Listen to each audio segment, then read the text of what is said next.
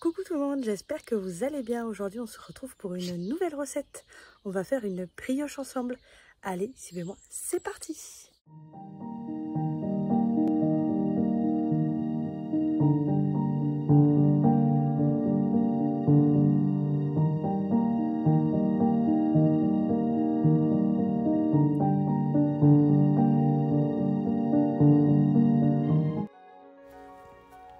Dans la cuve de votre robot, vous allez mettre la farine,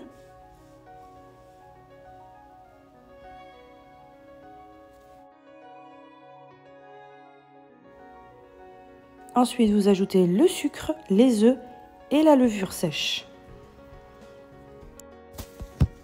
Vous pouvez ensuite ajouter l'arôme de votre choix. Moi j'ai mis de la fleur d'oranger, vous pouvez mettre de la vanille, de la pistache, tout ce qui vous fera plaisir. Ensuite, vous ajoutez le sel fin.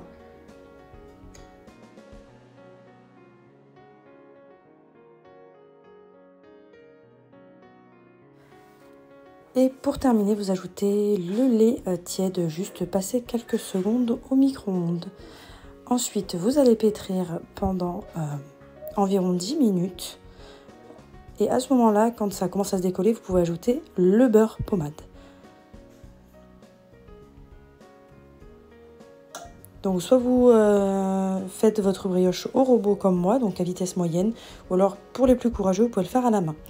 Donc voilà, ma pâte est bien lisse. Elle part en pousse pour 1h30. Et au bout d'1h30, on peut dégazer la pâte à l'aide du poing. Donc moi, elle collait un petit peu, donc ça peut arriver.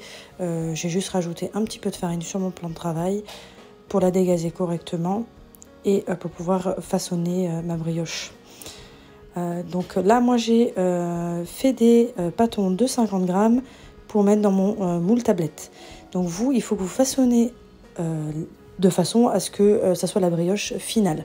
Je m'explique. Donc là, c'est la dernière pousse avant de la mettre au four. Donc il faut que vous la façonniez en tresse si vous voulez que ça soit une brioche tressée. En boule individuelle, en forme de pain au lait, ça c'est vous qui choisissez.